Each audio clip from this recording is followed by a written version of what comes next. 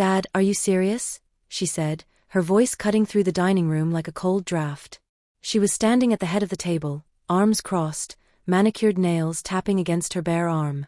Her eyes darted toward me, sharp, appraising, and full of the kind of judgment you don't mistake for anything else. "You're kidding, right?" she continued, shaking her head. "Her? You can't be serious. She looks like nothing but old dust." The words didn't echo, they sank straight into me. Her father, Robert, froze mid-sip of wine. His hand trembled slightly before he set his glass down. The sound of Crystalline would broke the tension for half a second, but not the silence that followed. I wanted to say something. Something dignified. But dignity has a strange way of getting caught in your throat when someone slices you open with words like those. I straightened my posture instead, brushing the edge of my sleeve, pretending I didn't hear what she said. But of course I did. Everyone in that room did. Robert's daughter, Claire, was everything he'd once bragged about: ambitious, clever, beautiful, and completely unfiltered. She worked in marketing, managed some online company, and liked to remind everyone she'd made it by 30. And now she was standing there, glaring at her father for daring to have dinner with a woman who wasn't her mother. "Claire," Robert said, his voice deep, warning, steady. "That's enough." "Enough?" she snapped, laughing bitterly. "Dad, you met her at a charity event. You've known her what, 6 months? And now you're bringing her to family dinner? You don't see how insane that looks." "Insane," I said finally, my voice quiet but firm. "Or inconvenient for you?" Her gaze snapped to me. I didn't flinch. She tilted her head, a mocking smile playing at her lips. "Oh, so you do talk."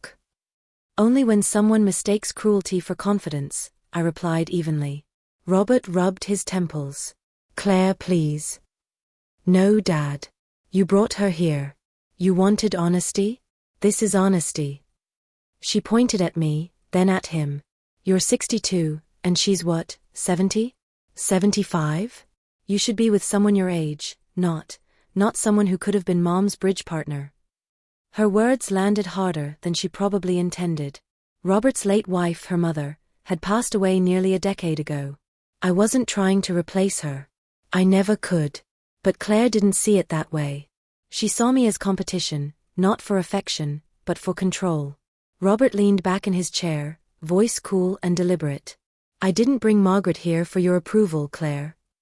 "Oh, I know," she said. "You brought her here to prove something. To show you can still get attention. And you picked the safest option, someone who won't ask you for anything because she's already had her life." The jab hit deeper than I wanted to admit. But Robert's jaw tightened. "That's enough."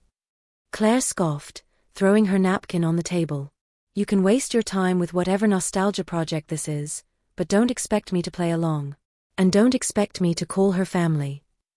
Then she turned sharply, grabbed her purse, and stormed out of the dining room. The sound of the door slamming was followed by silence, the kind that fills every corner and leaves no room to breathe. Robert sighed and rubbed his face with both hands. "I'm sorry," he said softly. "Don't be," I replied, keeping my tone steady. "She's grieving something she doesn't even understand yet." He looked at me, tired, embarrassed, protective all at once. "You didn't deserve that." "No one does," I said. "But life has a way of reminding you where you stand in other people's stories." He frowned. "You're not a supporting role, Margaret." I smiled faintly. "Maybe not in yours." After that night, we didn't speak to Claire for several weeks. Robert tried, calls, texts, even an apology that wasn't his to give. She ignored them all. But I wasn't angry. I'd lived long enough to recognize arrogance for what it truly was, insecurity dressed in designer clothes. What hurt wasn't what she said. It was how easily she said it. That kind of disrespect doesn't come from nowhere. It grows, watered by entitlement and unspoken resentment. And as much as I pitied her, I also knew something she didn't. Time has a way of leveling people. Especially the ones who mistake youth for power. Weeks passed. Robert and I spent our mornings walking by the lake, our evenings reading on the porch. He was kind, not just to me, but to the world. He'd been a successful architect, semi-retired now, still working on select projects that kept his mind busy. I admired that about him, his refusal to stop building, even when people told him he'd done enough. One evening, as the sun sank behind the trees, he said quietly, "You know, I've been thinking about introducing you to my colleagues at the firm. They've been asking who's keeping me smiling these days." I laughed softly. "Robert, that's sweet, but maybe wait until Claire stops thinking I'm her personal apocalypse." He smiled sadly. "She'll come around. She thinks I'm lonely. And she's trying to fix it the only way she knows how, by controlling it." I looked out at the lake. "Control isn't love." He nodded. "No. But sometimes, love turns into control when people are afraid to lose what's familiar." 2 days later, I saw her again, unexpectedly. Robert and I were at a downtown cafe, meeting an old friend of his, when she walked in with a tall man wearing an expensive suit and a shallow smile. Her eyes met mine instantly. The flicker of shock was brief but satisfying. "Well," she said, her tone sugar-coated. "Didn't expect to see you here." "Likewise," I said, setting my teacup down gently. Robert stood, smiling faintly. "Claire. It's good to see you." She leaned forward, air-kissed his cheek, then looked at me like I was something she'd stepped on. "Still following him everywhere, I see." The man beside her shifted uncomfortably. Robert's expression hardened. "Claire, that's enough." She shrugged. "I'm just saying, people talk, Dad. They think you're losing it. That you're being taken advantage of." That was it. The greed behind the insult finally showed itself. This wasn't about love or embarrassment. This was about inheritance. I saw it in her eyes, the calculation, the panic, the need to stay in control of everything her father built. She wasn't protecting him. She was protecting her future. I stayed quiet, letting the silence stretch just long enough for her to realize Robert was watching her, disappointed. He said softly, "You know, Claire, for someone who's built a career on communication, you sure don't know when to stop talking." Her face paled. "Dad." "No," he said firmly. "I've put up with this long enough. If you can't respect me, at least respect the person I've chosen to spend time with." She looked like she wanted to argue but bit her tongue instead. "Fine," she said stiffly. "Enjoy your whatever this is." And with that, she turned and walked out again. When she was gone, Robert exhaled slowly. "I hate that she's like this." "She's young," I said gently. "She'll learn." He looked at me.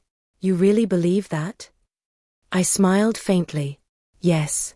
Because I've learned that people like her only understand lessons when the world stops revolving around them." He chuckled softly. "You're a patient woman." "I'm a practical one," I said. "And I know something you don't." He raised an eyebrow. "What's that?" I leaned in, smiling. Life has a way of teaching humility at exactly the right time. That night, as we sat on his porch watching the stars, he handed me a sealed envelope. "What's this?" I asked. "Something I've been meaning to do," he said. "It's a legal form, a partnership agreement for the firm. I've decided to step back officially. And I want you listed as my business partner." I blinked. "Robert, I can't." "You can," he said firmly. "You've helped me reorganize my projects, manage clients, and keep me sane. This isn't charity, Margaret. It's acknowledgement." I held the paper, speechless. He smiled softly. "Claire always assumed everything I have would be hers one day. Maybe it still will be, but not without learning how to earn it." A month later, he invited me to a company dinner. He said it was important, formal, bring your best dress important. When I arrived, the room was buzzing with conversation, silverware clinking, the hum of expensive wine and polished laughter. And then, I saw her. Claire. Standing near the bar, champagne glass in hand, perfectly made up, pretending I didn't exist. But tonight, she wouldn't get to pretend. Because tonight, Robert was going to make an introduction that would change everything. He took my hand as we walked toward the podium. "Don't be nervous," he whispered. "I'm not," I said, smiling slightly. "But she will be." He chuckled softly, squeezing my hand. As the chatter died down, he cleared his throat. "Everyone," he began, "thank you for being here tonight. This year marks a big transition for our firm. I'm officially stepping down as senior architect, But before I do, I want to introduce someone who's been instrumental in helping me rebuild and rethink everything I've done these last few years." He glanced toward me. I could feel her eyes burning from across the room. "This," he said proudly, "is my partner." The gasp that followed wasn't from the crowd, it was from her. Her champagne glass slipped, catching the light as it shattered on the floor. And I didn't move. Didn't flinch. Didn't smile. Because some revenge doesn't need words, only truth spoken at the right moment. Before I continue, if someone insulted you publicly, then later had to watch you rise higher than they ever imagined, would you forgive them, or let silence be your revenge? Tell me in the comments below. The sound of the glass hitting the marble floor echoed louder than any applause could have. The entire dining hall went silent. Robert didn't even flinch. He just continued speaking, calm, measured, every word a steady heartbeat in the still air. "As of this week," he said, "Margaret and I will be sharing equal partnership in the firm's community projects and restoration division. Her insight and experience have already made an impact, and I'm proud to officially welcome her to the company." The room broke into polite applause, not enthusiastic, but respectful. The kind of clapping people do when they're not sure what just happened, but don't want to be the only ones not clapping. I smiled graciously, nodded to a few familiar faces, and felt the weight of Claire's stare on the back of my neck. As soon as the event ended, Robert was surrounded, colleagues shaking his hand, investors offering congratulations, friends saying things like, "Good for you, Bob, it's about time you had someone solid beside you." But all I could see was her. Claire stood near the far side of the room, her glass replaced, her expression a cocktail of disbelief and anger. Her jaw was tight, her hand gripping her purse so hard her knuckles turned white. When I met her eyes, she didn't look away. She held my gaze, unblinking. And in that look, I could read every word she couldn't say in front of witnesses. She would not forgive this. Later that night, as the last guests left and the catering staff cleared away the glasses, I found myself standing by the window, watching the city lights flicker below.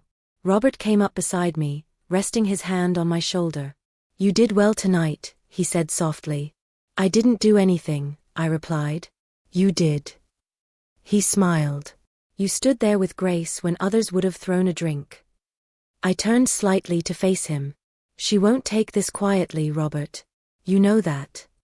His expression softened, but he didn't deny it. "I know. But she'll have to live with it. I've made my choice." "She's your daughter," I said gently. "You can't win a war with her." "I don't want a war," he said. "I just want her to grow up." We drove home in near silence. The air between us wasn't tense, it was heavy with what we both knew was coming next. I'd seen that look before, not in Claire, but in people who thought affection was ownership. They don't argue because they care. They argue because they feel their grip slipping. The first sign came 2 days later. Robert's phone wouldn't stop ringing, calls from his business partner, his accountant, even one of the board members. Rumors had started spreading. Apparently someone, anonymously of course, had emailed several clients claiming that Robert's new partner was using her position to influence financial decisions for personal gain. I didn't need to ask who it was. Robert slammed his phone down, frustration etched in his face. "She's crossing a line now." "Don't confront her," I said immediately. "Not yet." He frowned. "You think ignoring it will make her stop?" "No," I said quietly. "But confronting her in anger will only make you look defensive. Let her show her hand first." He sighed deeply, running a hand through his hair. "You're calm about this." "Because I've seen worse," I said. "People who think they're protecting something usually end up destroying it instead." By the end of the week, things escalated. A gossip blog picked up the rumor, architect's mystery partner raises questions among investors. It wasn't overtly cruel, but the tone was suggestive enough to cause whispers. The phone calls increased. Invitations disappeared. Robert's reputation, something he'd spent 4 decades building, started to bend under the weight of innuendo. And still, he didn't lash out. He trusted me, and that was enough to steady both of us. One night, after he'd gone to bed, I sat alone at his office desk, scrolling through social media comments under the article. Some defended him. Others, not so kind. "She's after his money. Classic midlife crisis. Probably lonely, who can blame him?" The anonymity of cruelty never fails to impress me. But what struck me most wasn't the comments, it was the pattern. Every post mentioning the article had one thing in common: they all traced back to the same user profile, a private account with a single initial: C. The next day, Robert left early for a site visit, and I found myself alone in the house. I stood by the large front window, watching the rain slide down the glass, and I thought about everything Claire had done in the span of a week, every insult, every calculated move to push me out. And for the first time, I didn't feel hurt. I felt resolved. There's a certain peace that comes when you realize someone's cruelty has nothing to do with you. I didn't need to defend myself. I just needed to let the truth breathe. That evening, Robert came home looking exhausted. He dropped his keys in the bowl and sat heavily on the couch. "I had lunch with her," he said finally. I froze. "You did?" He nodded. "I thought maybe I could fix it. Talk some sense into her." "And?" He gave a humorless laugh. "She said she's worried about me. That she thinks you're manipulating me." I felt the sting, but only for a moment. "What did you say?" "I told her the only person manipulating anyone was her. And she said," he stopped, rubbing his eyes, "she said, 'You're ruining everything Mom built.'" The words hung there between us, heavier than any accusation could be. I took a breath. "She's not angry about us, Robert. She's angry that her world isn't exactly how she imagined it." He looked at me, eyes tired but soft. "You don't deserve to be hated for loving me." I smiled faintly. "Then don't make her my enemy." A few days later, Claire made her next move. She showed up unannounced, at Robert's office, in the middle of a client meeting. Dressed immaculately, her tone sweet, her timing deadly. "I just wanted to bring lunch for Dad," she said, stepping inside with a smile that didn't reach her eyes. "I hope I'm not interrupting." She was. Robert's assistant looked startled. The clients, 2 men from the city council, exchanged confused glances. Robert stood up. "Claire, we're in a meeting." "I won't be long," she said, placing a takeout bag on the conference table. "I just wanted to say hi to everyone. Especially to..." Her eyes flicked toward me. "The new partner." I met her stare evenly. "Always a pleasure, Claire." She smiled. "I bet." Then she leaned closer to one of the clients. "You know, my dad's been working so hard lately. I just hope he's getting good advice." Her voice was light, but the implication was poisonous. After she left, the meeting continued, awkwardly. The clients were polite, but distant. As soon as they were gone, Robert slammed the door shut. "That's it. I've had enough." He was furious, a rare sight. "She's gone too far this time. I don't care if she's my daughter, this is harassment." I placed a hand on his arm. "Let me handle it." He looked at me, startled. "You?" I nodded. "She's not going to listen to you. But she'll listen to me, even if she doesn't like what she hears." He hesitated. "Margaret." "Trust me," I said softly. "This isn't about fighting her. It's about reminding her who she's fighting against." The next morning, I called Claire. She didn't pick up the first 2 times. On the third, she answered with a cold, clipped tone. "What do you want?" "To talk," I said simply. "About what? You've already won, haven't you?" "No," I said calmly. "Not yet." There was a pause. Then a sharp laugh. "You think you scare me?" "No," I said. "But I think the truth does." We met at a cafe near the waterfront, public enough that she'd keep her temper, quiet enough that I could say what needed to be said. She arrived late, wearing sunglasses though the sky was overcast. "So," she said, sitting down, "is this where you tell me to stay away from Daddy?" I smiled politely. "No. This is where I tell you to stop hurting him." She scoffed. "He's a grown man. If he can't handle a few questions, that's his problem." "Questions?" I said softly. "You mean lies?" Her face froze for half a second, just long enough. I leaned forward. "You didn't just question him. You spread rumors. You emailed clients. You made him a target." She looked away, jaw tightening. "I was trying to protect what's his." What's his? I repeated. Or what you think should be yours. Her lips pressed together. I continued, voice steady. You wanted me gone. But the truth is, I don't need to fight you. Because you're already losing the one thing you're trying to protect, his respect. Her eyes snapped back to mine, angry tears brimming. You think you can just walk in and take my family? No, I said softly. But you might want to look at what you've done to yours. For the first time, she didn't respond. Her chin trembled, and she blinked fast, looking away. I stood, dropped a few dollars on the table, and said quietly, You don't have to like me, Claire. But one day, you'll thank me for not stooping to your level. And with that, I left. When I returned home that evening, Robert was waiting on the porch, concern written all over his face. How did it go? He asked. I smiled faintly. About as well as honesty ever does. It stung. He sighed in relief. I was worried she might. She didn't, I said softly. But she will think. He nodded slowly. You really believe she'll stop? No, I said. But she'll hesitate next time. And hesitation is the beginning of change. That night, as I sat at my vanity brushing my hair, I caught my own reflection in the mirror, the lines around my eyes, the faint silver glint catching the lamplight. Old dust, she'd called me. But dust doesn't just disappear. It settles, it endures, it covers the things people try to forget. And sometimes, when the light hits just right, it shines. A few days after our conversation at the cafe, the silence began. Not the calm, peaceful kind, the heavy silence that means someone's planning something.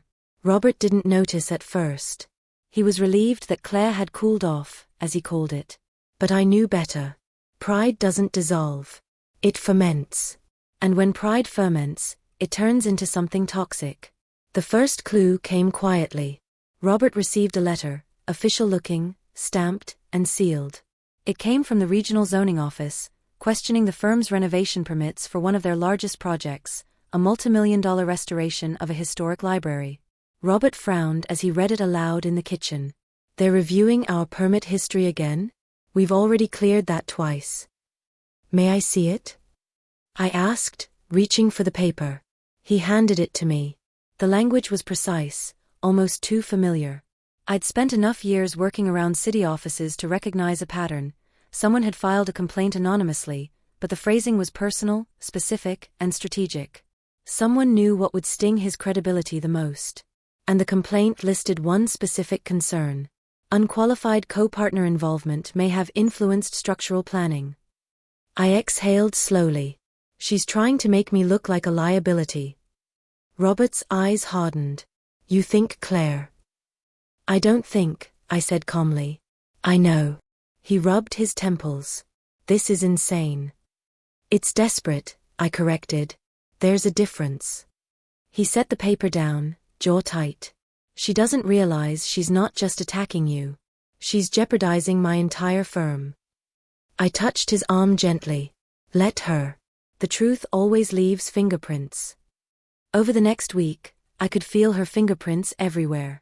Emails went missing. Project timelines shifted without Robert's approval. Clients who once greeted me warmly started using polite, clipped tones. It wasn't hard to guess where the rot was spreading from. But I didn't fight back, not yet.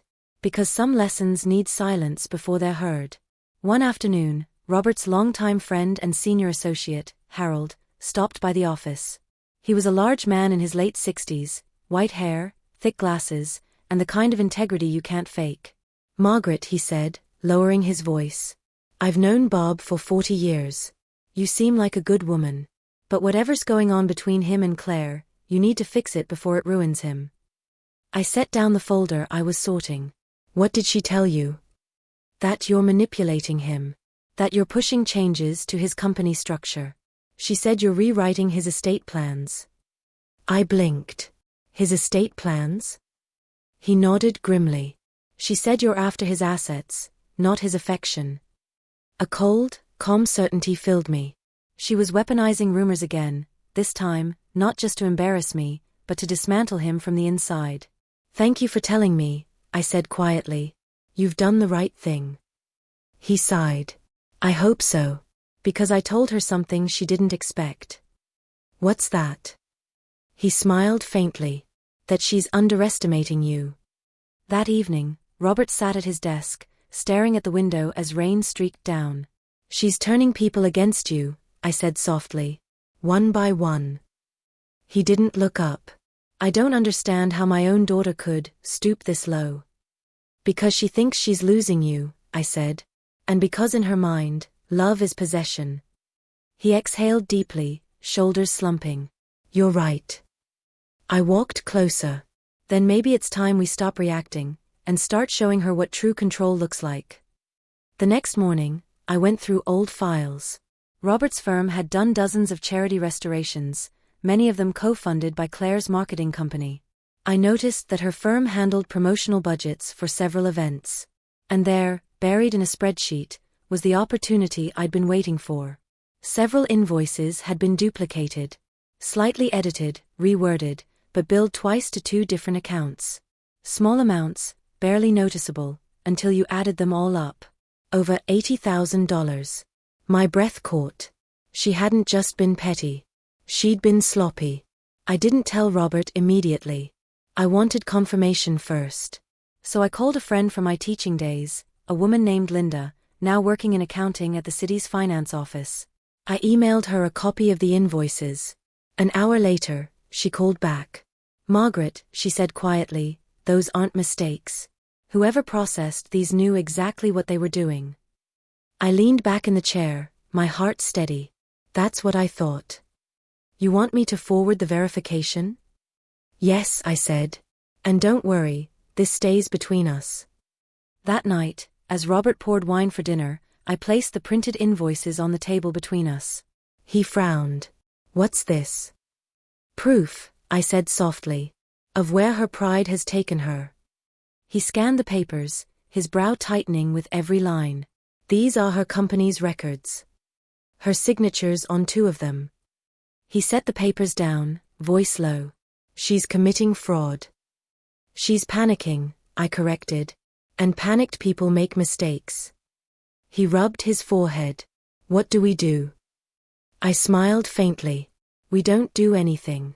Not yet. A week passed. Claire showed up again, this time, uninvited but smiling like a politician.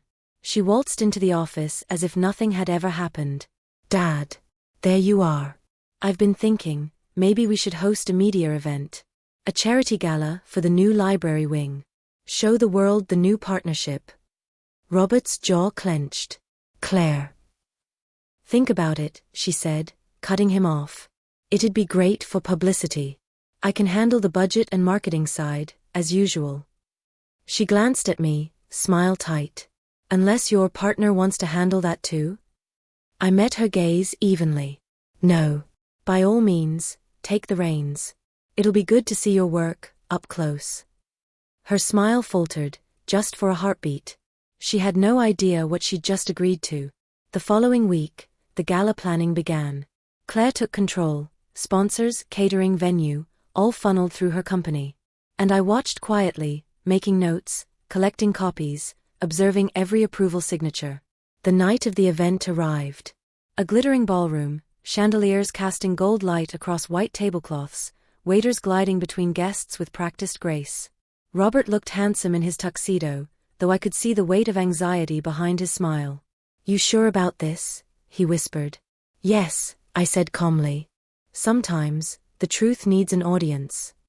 Claire was radiant that night, all pearls and poise, working the crowd like a politician. Every handshake, every smile, was perfectly practiced. Until the guest speaker arrived. A city auditor, invited as a special guest, not by Claire, but by me. His introduction was brief, polite, and devastating. Before we begin tonight's celebration, he said, I'd like to acknowledge the generous sponsors and review the community transparency that made this project possible. A slide appeared on the screen, company names, donation amounts, public acknowledgements. And then a pause. Interestingly, the auditor continued, our team found duplicate expense entries connected to one of the sponsoring firms, Ellis Marketing Group. A ripple of confusion spread through the audience. Robert's hand tightened around his wine glass. Claire froze mid-smile. The auditor smiled calmly. It appears funds were redirected through duplicate invoices, a clerical error perhaps.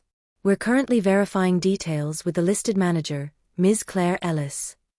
Every head in the room turned toward her. For a full 5 seconds, she stood still, pale, trembling, trying to compose herself. Then she forced a laugh. That must be some mistake. The auditor nodded politely. Of course. We'll be in touch to verify tomorrow. And then he stepped off the stage as though nothing had happened. The room buzzed with whispers. Robert leaned toward me, voice low. You didn't. I didn't, I said quietly. I just let the truth speak for itself. After the gala, she cornered me near the hallway, her voice sharp and trembling. You set me up, she hissed. I met her gaze, steady and cold. No, Claire. You set yourself up. I just refused to cover it. Tears welled in her eyes, not of guilt, but humiliation. You've turned my father against me. I shook my head. No. You did that when you forgot that respect isn't inherited, it's earned. She glared at me, her voice breaking. You'll regret this. I smiled faintly. Maybe. But at least I'll regret it with my integrity intact. The next morning, Robert received a call from the auditor's office. They'd found the source of the discrepancy. Claire's personal authorization codes had been used to approve all duplicate invoices. Robert listened in silence, then thanked the caller and hung up. When he turned to me, his expression was unreadable. What are you thinking? I asked softly. I'm thinking, he said, that love can blind us. But betrayal, it teaches us to see clearly again. That evening, he wrote a letter. He didn't show it to me, but I saw the envelope addressed to Claire. He placed it in the mailbox without a word. Later that night, he sat beside me on the porch, quiet. I can forgive her, he said finally. But I can't protect her from consequences. That's not cruelty, I said. That's love, the kind that doesn't lie. He looked at me, eyes tired but peaceful. You always know how to say the thing I can't. I smiled faintly. That's what partners are for. A week later, the news broke quietly, the audit results, the internal investigation, the firm clearing its name. Claire's company issued a statement blaming clerical errors and miscommunication, but the damage was done. Her reputation, the one she valued more than her relationships, was tarnished beyond repair. I didn't celebrate. Revenge, when it comes naturally, doesn't feel triumphant. It feels like silence after thunder, heavy, cleansing, inevitable. That evening, as I walked through Robert's office, I stopped by the framed project plans for the library, his life's work. Beside it sat the first blueprint he ever drew, faded pencil lines on yellowing paper. He'd built so much with those hands. And I, the woman once called nothing but old dust, had helped him rebuild again, not with blueprints, but with truth. The call came on a gray Tuesday morning. Robert was in his study, reviewing blueprints, when the landline rang, an old-fashioned sound that somehow made the silence heavier. He answered, said nothing for a long moment, then set the receiver down. His hand lingered there. I stepped into the doorway. Was that the auditor's? He shook his head slowly. No. It was Claire. I waited. She's lost most of her clients, he said softly. They're cutting contracts. One of them filed a civil claim for misrepresentation. He stared at the blueprints but wasn't seeing them. She sounded small. I don't think I've ever heard her sound that way. My chest tightened. It was happening, the collapse she'd built with her own hands. What did you say to her? I asked. He sighed. I told her I wasn't angry. Just disappointed. That night, I found him sitting on the porch alone, still in his work shirt, the twilight sinking around him. He was quiet for a long time before he spoke. I thought justice would feel cleaner than this, he said. I took a seat beside him. Justice rarely feels clean. It's not about feeling good, Robert. It's about what's fair. He nodded slowly. She called me old once. Said I was losing touch with the world. Maybe she was right, because I didn't see what she was becoming. You saw it, I said softly. You just hoped you could fix it. He looked at me. And you, do you feel vindicated? I thought about it, really thought. No. I feel tired. He smiled faintly. You always tell the truth, even when it hurts. That's the only way it works, I said quietly. 2 days later, Claire showed up. Unannounced. She pulled into the driveway in a car that looked too polished for someone whose company was under review. But her eyes had changed. Gone was the arrogance. What stood there instead was something closer to panic. Robert opened the door before I could. They faced each other for a long moment, father and daughter, pride and regret, silence and ache. Can I come in? She asked. His jaw tightened. Of course. She stepped inside, glancing around as though she hadn't been there in years, though it had only been months. When she saw me, her posture stiffened. I didn't come to fight, she said quickly. I didn't expect you to, I replied calmly. We sat in the living room, she on the edge of the couch, me beside the fireplace, Robert standing by the window. So, he said finally, you've had quite a week. She gave a shaky laugh. You could say that. He folded his arms. I won't ask why. I know why. Her head dropped. I thought I was protecting what Mom left behind. I didn't want to lose what was ours. What's ours? He repeated quietly. Claire, your mother built a home, not a dynasty. You turned love into currency. Her lip trembled. I just didn't want you to forget her. He stared at her for a moment, then sat down across from her. Forgetting your mother was never possible. But dishonoring her legacy, that's something else entirely. She turned to me suddenly. You think you've won, don't you? She whispered. I met her gaze, steady but soft. I didn't win, Claire. I endured. Her eyes glistened. You exposed me. You exposed yourself, I said quietly. I just stopped protecting you from your reflection. Tears welled up and spilled down her cheeks. You ruined my life. I shook my head. No. You confused truth with cruelty, and consequence with ruin. She swallowed hard, staring at the floor. You don't understand what it's like being her daughter. She was perfect. And now you, she gestured weakly toward me, you were supposed to be invisible. And suddenly you weren't. Her voice cracked. You took his attention. His respect. Everything I thought was mine. I didn't speak. There was nothing to say to that kind of honesty except silence. Robert leaned forward, his voice low but firm. Claire, attention isn't love. It's time. And time doesn't belong to anyone. It's shared until it runs out. She wiped her face roughly. You're both so calm about this. Like I haven't just lost everything. I looked at her then, really looked. Her shoulders slumped, her makeup smudged, her nails chipped where the polish had cracked from anxiety. The woman who had once mocked me now looked human. I'm sorry, she whispered. It wasn't loud. It wasn't clear. But it was real. Robert reached over, placing a hand on hers. I know. And that's when I saw it, forgiveness, quiet and trembling, sliding between them like sunlight through rain. She sobbed once, hand covering her face. I stood quietly, giving them space.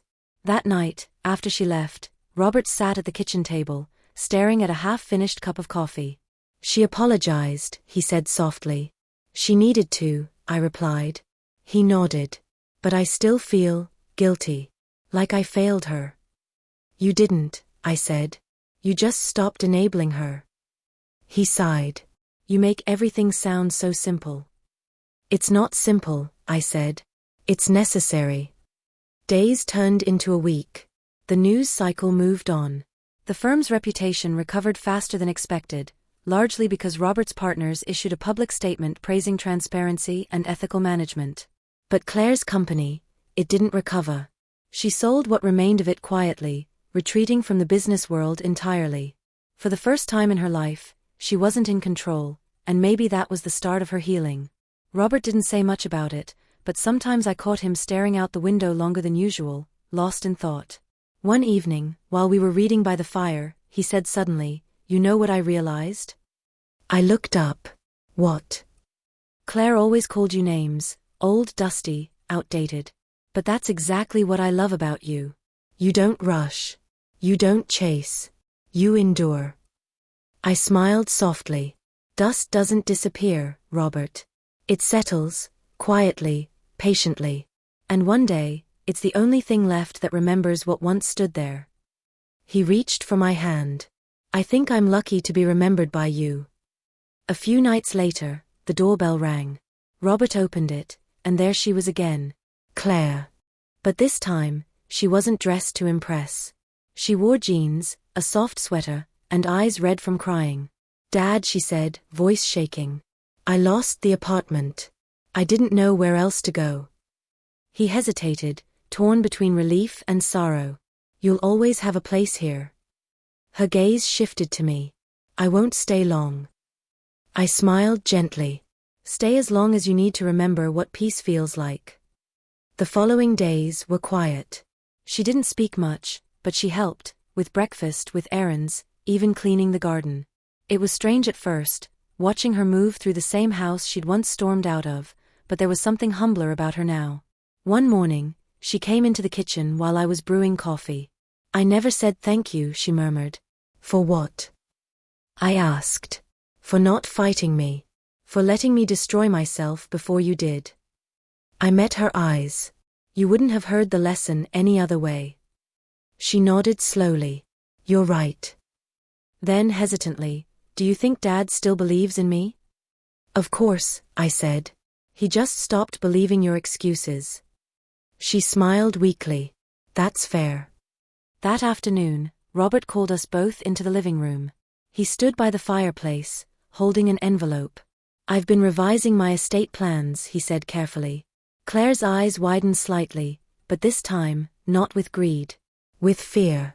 I'm not cutting anyone out, he said before she could speak. I'm simply being honest about what each of you have earned. He handed her the envelope. She took it with shaking hands.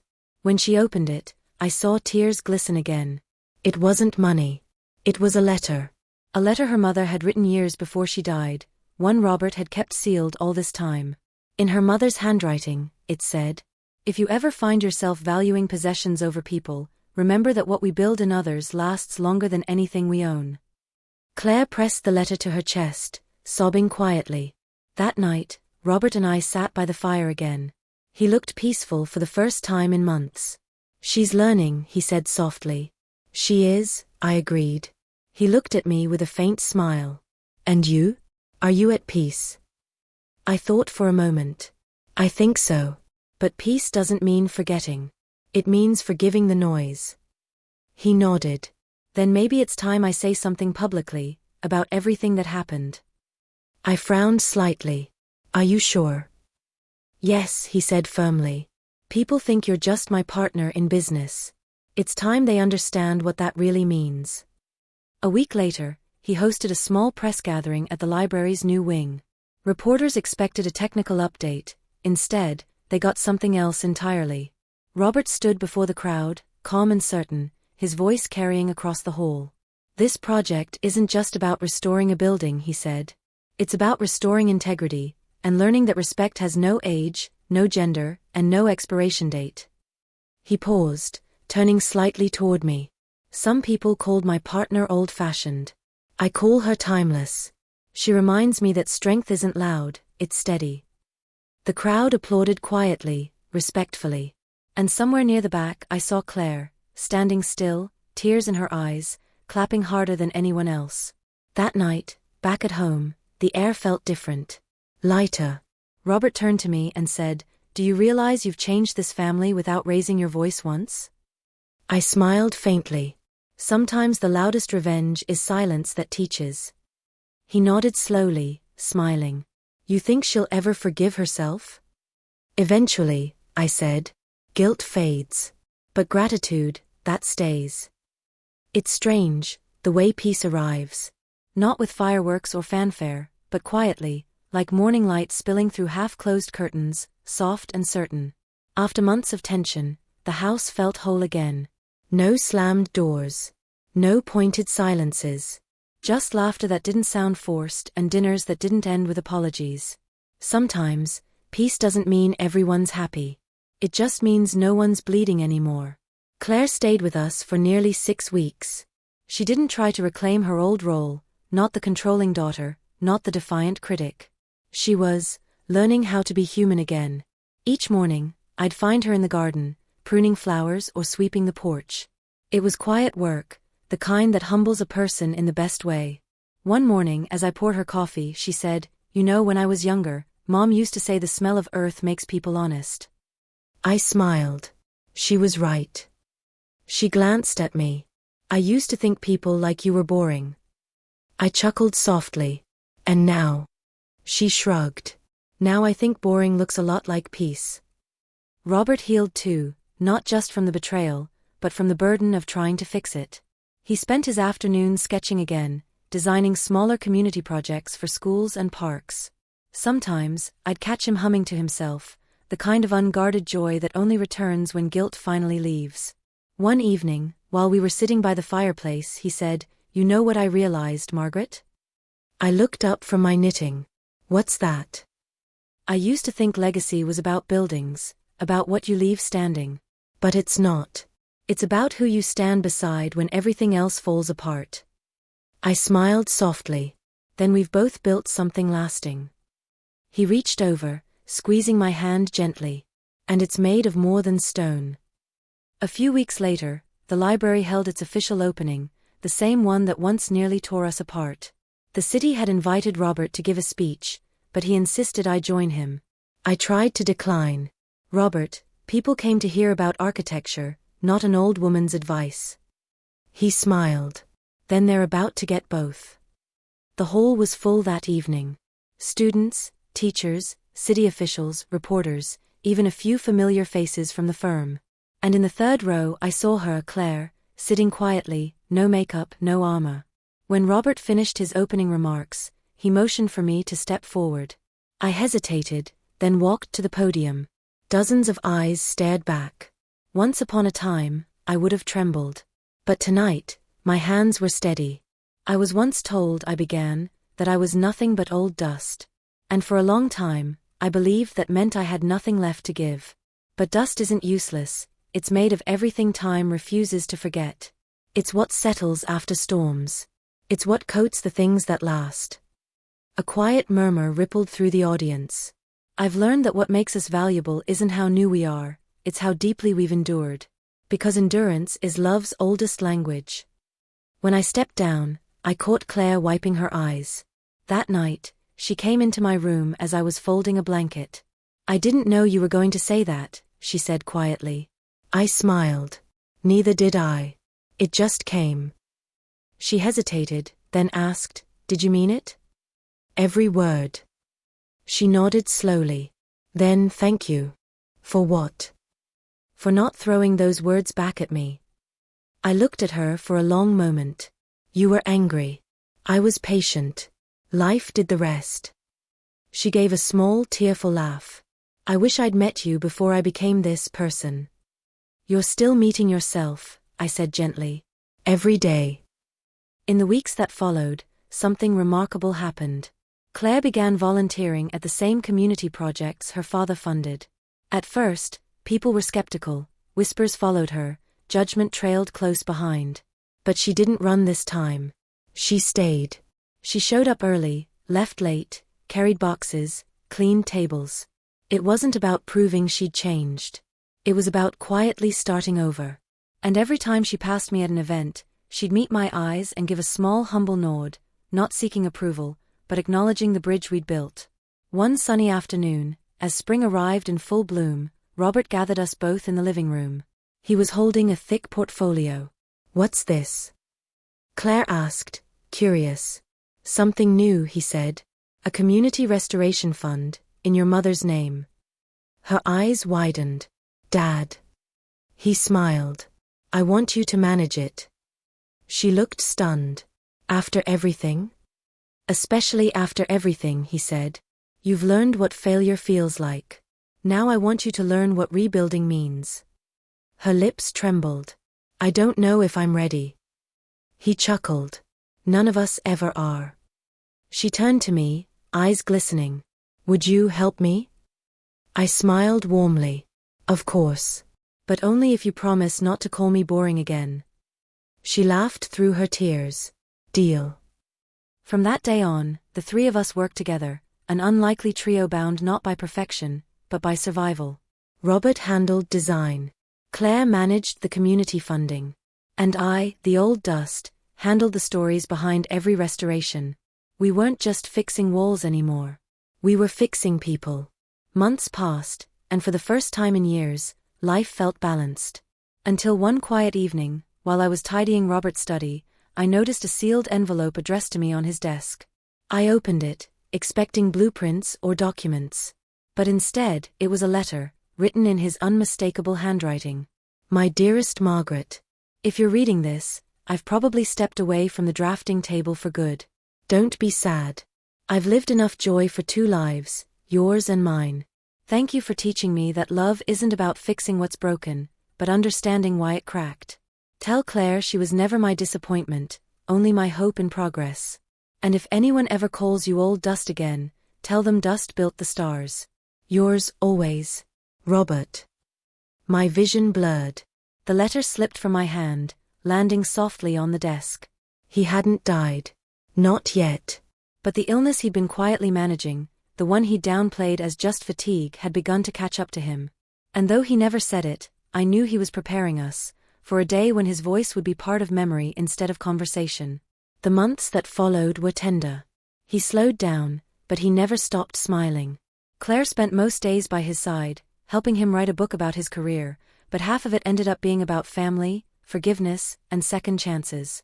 One morning, as he sat on the porch wrapped in a blanket, he said to me, "You know, Margaret, if this is dust, I'll take it. Because it's peaceful here." I sat beside him, holding his hand. "Then rest in it, Robert. You've earned it." He smiled faintly. "We all have." He passed peacefully that autumn. The house felt impossibly quiet for weeks afterward, but not empty, never empty.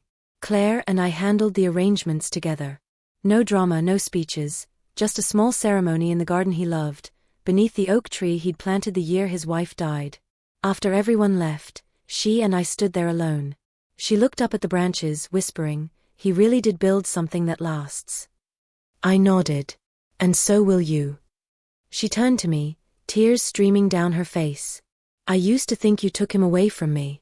But now I know you gave him back." I reached up, brushing a tear from her cheek. He belonged to both of us, just in different ways. Years later, the library plaque still gleams under the afternoon sun.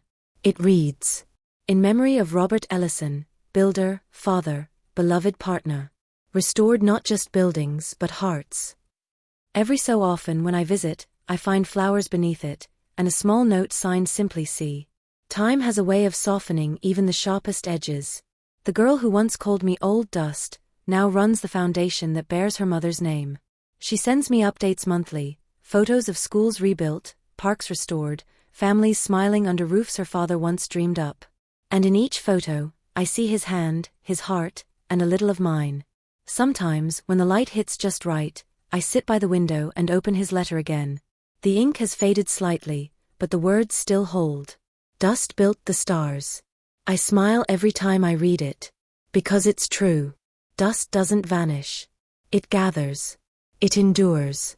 And when the world forgets to look closely, it glows. Before you go, if life ever made someone call you too old, too late, or not enough, would you fight to prove them wrong, or live long enough to let truth speak for you? Tell me in the comments below. And don't forget to like, share, and subscribe for more stories that remind us. Sparkle's dignity is the quietest form of revenge.